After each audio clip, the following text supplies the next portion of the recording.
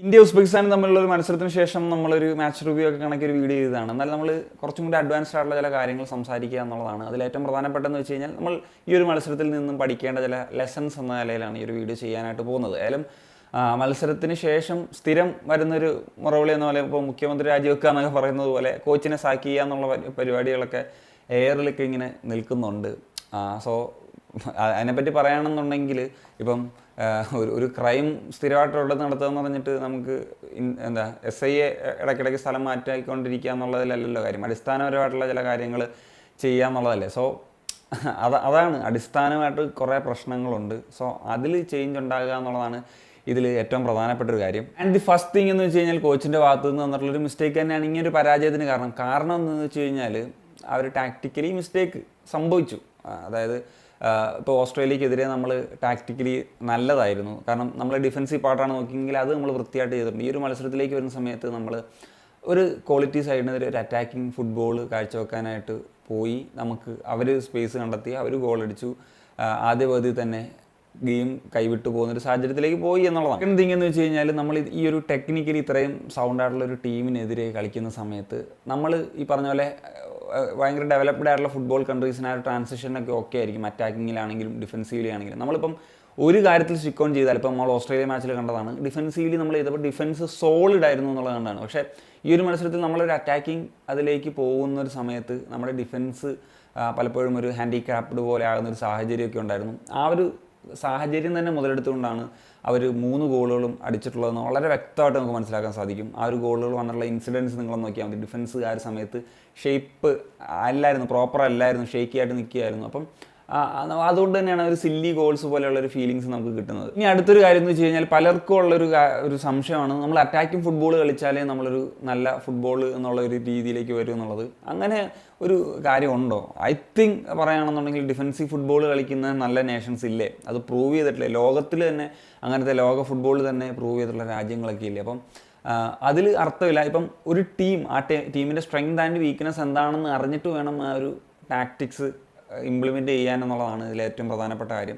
So ഇന്ത്യയുടെ ഒരു സ്ട്രെങ്തും weakness, അല്ലെങ്കിൽ പ്രത്യേകിച്ച് വീക്ക്നെസ് എന്താണ് എന്നുള്ളത് മനസ്സിലാക്കാതെയുള്ളൊരു ഗെയിം പ്ലാൻ ആയിരുന്നു ഇവിടെ എക്സിക്യൂട്ട് ചെയ്തത്. സോ അത് പരാജയപ്പെട്ടു എന്നുള്ളതാണ്. ഇനിയാണ് ഫൈനൽ തിങ്, ഒന്നുമല്ല, ഗ്രാസ് റൂട്ട് ഈ ഒരു കാര്യം അത് നമ്മൾ ഉസ്ബെക്കിസ്ഥാനെ കണ്ട് പഠിക്കണം എന്നുള്ളതാണ്. ഇപ്പം ഫൈസുല്ലാ എന്ന് പറഞ്ഞിട്ട് ഒരു പ്ലെയർ ഇന്ന് ഗോൾ സ്കോർ ചെയ്ത പ്ലെയറാണ്. ഞാൻ കഴിഞ്ഞ പ്രിവ്യൂലൊക്കെ പറഞ്ഞതാണ് ഇങ്ങനെ ഒരു പ്ലെയർ ഉണ്ട്, കിടിലാകാൻ ചാൻസ് ഉണ്ട്. നോർ ഒപ്പോണൻസിൽ പറഞ്ഞിരുന്നു അണ്ടർ 20 ഒരു ടൂർണമെൻറ്റിലൊക്കെ നല്ല പ്രകടനം നടത്തിയിട്ടുള്ള ഈ ഒരു താരത്തെ പറ്റി. അതിലും ആ ഒരു താരം തന്നെ ആദ്യം സ്കോറും ചെയ്തു എന്നുള്ളത് ഒരു കൗതുകകരമായിട്ടുള്ളൊരു കാര്യമായി പോയി.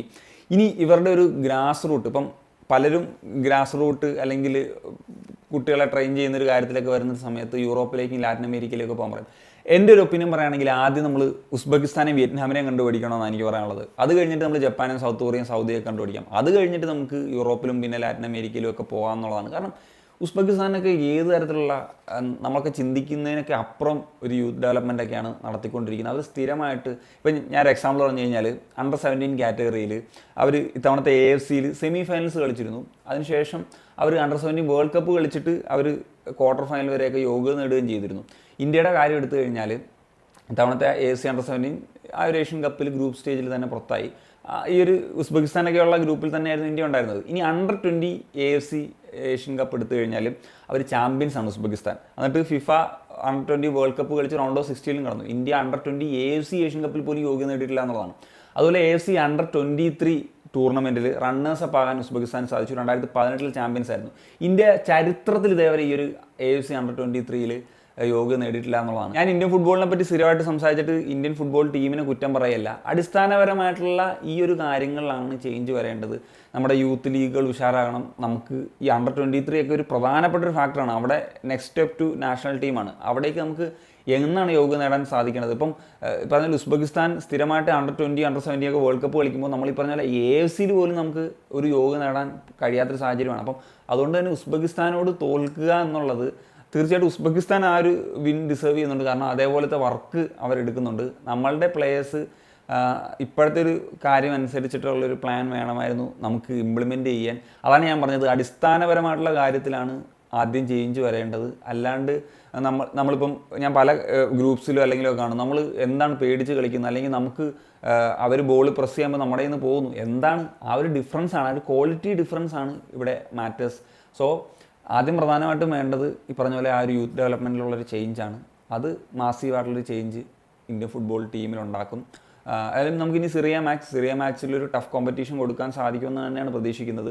ഉസ്ബെക്കിസ്ഥാൻ മാച്ച് ആദ്യം ഒരു സിറിയക്കെതിരെ ഒരു ഡ്രോ ആയതുകൊണ്ടാണ് ഒരു പ്രതീക്ഷകളൊക്കെ വന്നത്. പക്ഷേ അതിനൊന്നും അർത്ഥമില്ലായിരുന്നു എന്നുള്ളത് ഇപ്പം മനസ്സിലാകുന്നു. So that's it case. അപ്പോൾ ഇതൊക്കെയാണ് പറയാനുള്ളത്. അപ്പോൾ നിങ്ങളുടെ ഒപ്പീനിയൻസ് ഉറപ്പായും കമന്റ് ചെയ്യാൻ പറ്റുക. സനി.